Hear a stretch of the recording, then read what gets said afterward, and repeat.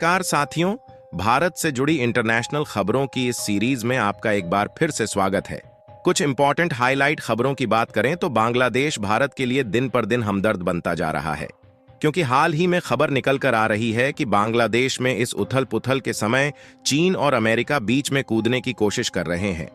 दरअसल शेख हसीना के भारत आने के बाद चीन और अमेरिका जैसे अंतर्राष्ट्रीय खिलाड़ी भी बांग्लादेश की नई सरकार की मंदबुद्धि का फायदा उठाने की कोशिश कर रहे हैं। जहां इसी कोशिश में दोनों देश भारत और बांग्लादेश के बीच मौजूद बंगाल की खाड़ी में पैर जमाने की होड़ में जुट चुके हैं।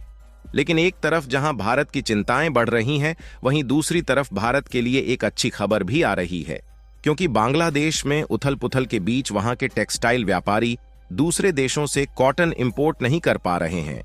जिसके कारण वैश्विक मार्केट से भारत को एक बहुत बड़ा फायदा मिलने जा रहा है।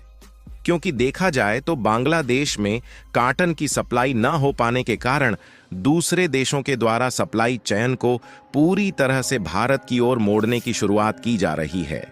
जबकि अभी तक बांग्लादेश में गारमेंट का सबसे ज्यादा प्रोडक्शन होने के कारण दुनिया भर के देशों से ज्यादातर कॉटन बांग्लादेश खरीद रहा था, जिससे भारत को जरूरत के हिसाब से कॉटन की सप्लाई नहीं हो पा रही थी। आज की इस वीडियो में भारत और बांग्लादेश से जुड़ी कुछ ऐसी इंटरनेशनल खबरों को बताने वाले हैं जो कि भारत के नजरिए से बेहद ही इंपॉर्टेंट है। लेकिन आगे बढ़ने से पहले इस वीडियो को लाइक करके चैनल को सब्सक्राइब जरूर कर लीजिए, क्योंकि आपके लिए यह 1 सेकंड का काम है, लेकिन इससे हमारी काफी बड़ी मदद होती है। असल में देखा जाए तो बांग्लादेश में तख्तापलट हुए लगभग 1 महीना हो रहे हैं, लेकिन अभी भी बांग्लादेश के हालात सामान्य होने का नाम नहीं ले रही है और हिंदू अल्पसंख्यकों पर होने वाले अत्याचार को लेकर भी बांग्लादेश की नई सरकार मोहम्मद यूनुस की तरफ से कोई ठोस कदम नहीं उठाया गया। दोस्तों, एक पानी की बोतल की कीमत कब तक रहती है? जब तक उसके अंदर पानी होता है। एक बार पानी पीने के बाद लोग बोतल को फेंक दिया करते हैं। कदम नहीं उठाया गया, जिससे अभी भी आधी से ज्यादा कंपनियां और फैक्ट्रियां बांग्लादेश में बंद पड़ी हैं और उनके चालू होने की उम्मीद नजर नहीं आ रही है। क्योंकि जिस तरीके से बांग्लादेश की नई सरकार के शुरुआती कारनामे नजर आ रहे हैं, इससे इस बात की उम्मीद बहुत ही कम है कि जल्द ही बांग्लादेश की स्थिति सामान्य होगी और बांग्लादेश की कंपनी और फैक्ट्रियां दोबारा जल्द ही चालू हो पाएगी। लेकिन आपको बता दें कि बांग्लादेश के इन हालातों का असर केवल भारत पर ही नहीं पड़ रहा है, बल्कि दुनिया भर के कई अन्य देशों पर भी देखने को मिल रहा,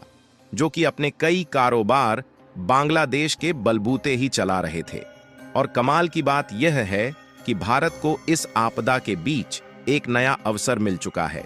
जिससे भारत एक ऐसे सेक्टर में धूम मचाने जा रहा है जिस सेक्टर में बांग्लादेश के कारण अभी तक भारत पिछड़ा हुआ था। आज हम बात कर रहे हैं भारत के गारमेंट्स सेक्टर की, जिस सेक्टर में बांग्लादेश के कंपटीशन के चलते ही भारत को इंटरनेशनल मार्केट में पीछे हटना पड़ता है। लेकिन अब जब बांग्लादेश की गारमेंट और टेक्सटाइल मैन्युफैक्चर करने वाली कंपनियां ज्यादातर बंद पड़ी है, तो बांग्लादेश में कॉटन का इंपोर्ट काफी ज्यादा कम हो चुका है, क्योंकि ज्यादातर गारमेंट और टेक्सटाइल से बने जो प्रोडक्ट मैन्युफैक्चरर किए जाते हैं, उनमें ज्यादातर कॉटन का इस्तेमाल किया जाता है। लेकिन अब जब दूसरे देश के एक्सपोर्टर बांग्लादेश में कॉटन का एक्सपोर्ट करके कमाई कर रहे थे, तो उनका घाटा हो रहा है। इसीलिए हाल ही में खबर निकल कर आ रही है कि दूसरे देश के कॉटन एक्सपोर्टर जो बांग्लादेश में कॉटन की सप्लाई करते हैं, वह अपनी सप्लाई को भारत की ओर मोड़ने का विचार बना रहे हैं। क्योंकि देखा जाए तो भारत भी पिछले कई सालों से गारमेंट और टेक्सटाइल प्रोडक्शन को साल दर साल बढ़ाता जा रहा है। और आपको बता दें कि आज के समय में अमेरिका, यूरोपीय यूनियन और यूएई जैसे बड़े बड़े देशों में भारत के द्वारा टेक्सटाइल का एक्सपोर्ट किया जाता है, जहां आज के समय में 150 से अधिक ऐसे देश हैं जो कि भारत से टेक्सटाइल और गारमेंट्स प्रोडक्ट खरीदते हैं।